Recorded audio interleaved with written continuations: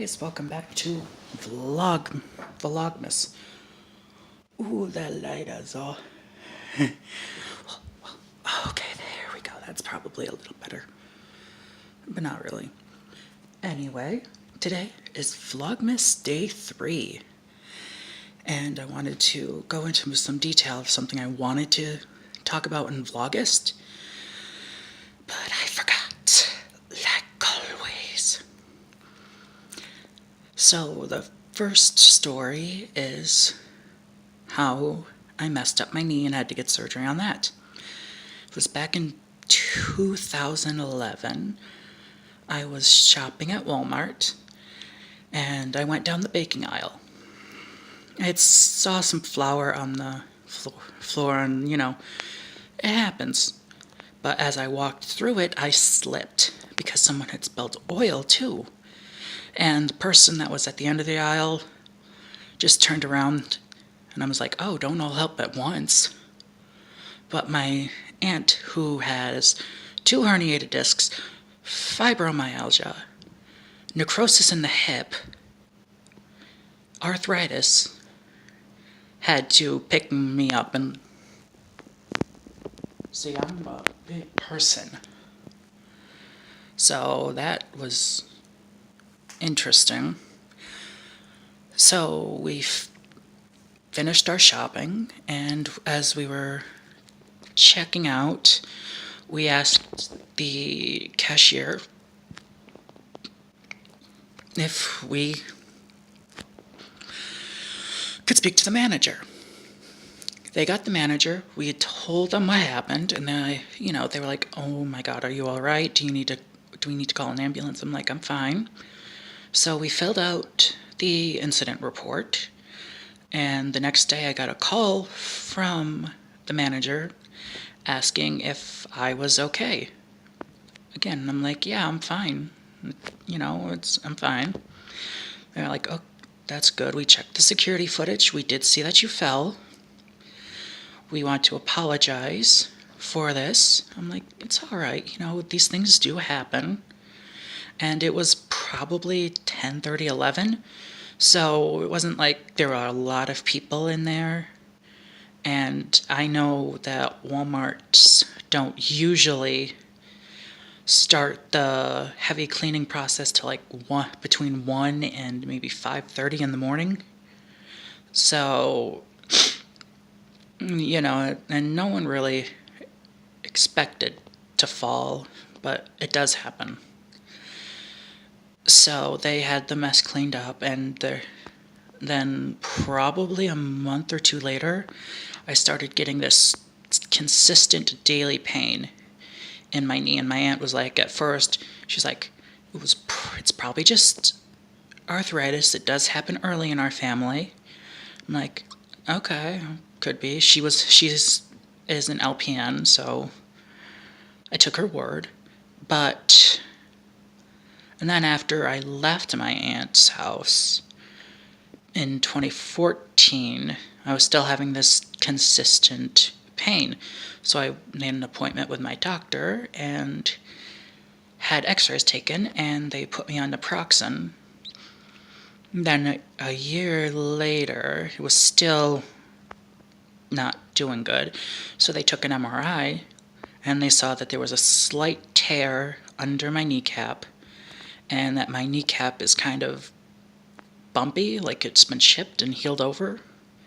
So they're like, okay, let's try physical therapy and injections. So first we did physical therapy. It did not work. So they were like, okay, let's try injections. I had 2 or 3 injections, I think, that led into 2016. And, again, it didn't help. Well, it did for a short time, but then it stopped, and they were like, okay, we've done everything that your insurance company wants us to do. So now we're going to do an orthopedic surgery, which means they go in, take out exactly what they need, and patch me up. And I'm like, okay. I was up for it. I mean, it would help. So in October of 2016, I had the knee surgery, the knee orthoscope, and they said I probably wouldn't walk for a good 2 weeks. I was walking the same day. Well, still under anesthesia and a painkiller because I took it before the thing wore off. And when the knee was wrapped, I didn't have any pain. Second I took the wrapping off, then I felt it. I'm like, but it only lasted like a day, so that was good. And then in February of this year, I slipped on my knee. And when I told my orthopedic doctor, like, really, do I need to order you a bubble? I'm like, will my insurance cover it? She was like, yeah, probably not. But it's, to this day, if I get minor pain in my knee, it's definitely arthritis now because they said my knee was fixed. So that's good. I mean, every time I go to Walmart, I look down the aisle and avoid the side with the baking supplies. So that was impacting me. And then Storytime 2. I am getting a ankle orthoscope December 12th. Because I was getting into a car and I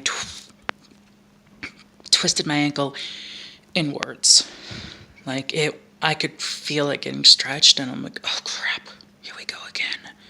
And I was limping for the rest of that day. This time, I didn't wait 4 or 5 years. This time, I scheduled an appointment with the orthopedic doctor. They said, okay, we'll take an x-ray. They didn't see anything, but they gave me physical therapy. Then they were like, okay, let's do an MRI. They're like, okay, this is a stubborn sprain. We can see that there's bruising. So they sent me to an orthopedic specialist, and we did an injection in the ankle. Didn't work. And then when I saw the doctor again, I'm like, we need to do something. We've tried everything. So he was like, okay, we can do the orthoscope on your ankle, but I'm afraid it might not work. And I said, if it's anything like the knee orthoscope I have, it'll help, even just a little bit. So we've scheduled that, and that one I'm pretty sure I might be not recovering as fast because it's a 4 to 6 week no weight bearing on my ankle. So I get to howl around on crutches because I cannot for the life of me find the stinking knee scooter that he wants me to get. And I've called like about 8 places. Most of them were recommended by the surgeon. And they're like, oh, we don't have any, or, oh, we have them, but we only rent them. Oh, we have them, but we only rent them and don't bill insurance. Oh, we have them and we bill insurance, but you have to come in and pick it up. Or we don't have any in stock. We do bill insurance. And I'm like, how is it? Every place they said, nah, they had nothing. Every place my insurance company sent me had nothing. Like, what is there, a knee scooter drought or something? So I'm like, I'll just deal with the crutches. And if I have to, I'll put a chair in my bathroom and do that while I'm showering or shaving or whatever. Because there is no way I can balance with the crutches on one leg to stand up to do what I need to in the bathroom. I'm not that gifted. I trip on flat surfaces. Literally, I've tripped on a flat surface. Because apparently, my body doesn't believe gravity works, so it has to test it.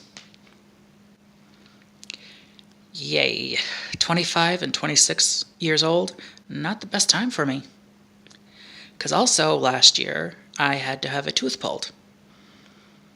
So I've got 3 wisdom teeth now. I'm like, ugh. And then this is the funny thing. The dental surgeon gave me a painkiller. I'm like, okay. I didn't need that at all, really. The orthopedic surgeon, the first one,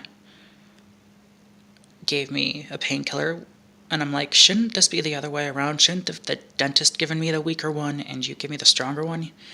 His physician's assistant was like, no, we always give this one and then we try it, and if it doesn't work, then we go for the higher one. And I'm like, well, that makes sense. I just thought it was funny that the dental surgeon gave me the stronger one. And after probably 3 days, I was like, I've got like 48 of these things. What do I do with them? So I took them to my pharmacy. No, I took them to the police and had them destroy them. Because the police station was closer than my pharmacy. But now it's like, oh,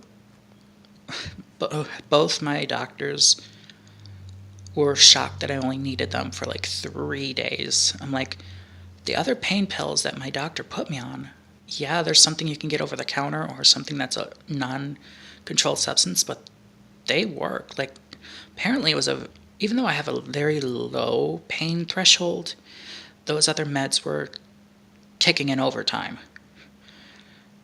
That was kind of funny. It's like, why were these anti-inflammatories working better than the painkiller that was prescribed? I don't know. I'm kind of glad they did, because I was really worried about it. Because one time I accidentally took an oxy.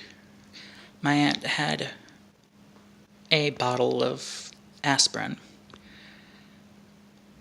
that she got when she got her dentures fixed. And she was like, look, we'll go to the store tomorrow, just take one of those. I should have looked at the bottle, because I took the first bottle I saw, and I fell asleep for like 4 or 5 hours. I woke up, and she was like, what happened to you? I'm like, I took the aspirin and got knocked out. She was like, which bottle did you take? This one? She was like, you took an oxy. I'm like, oh my God. She's like, don't worry.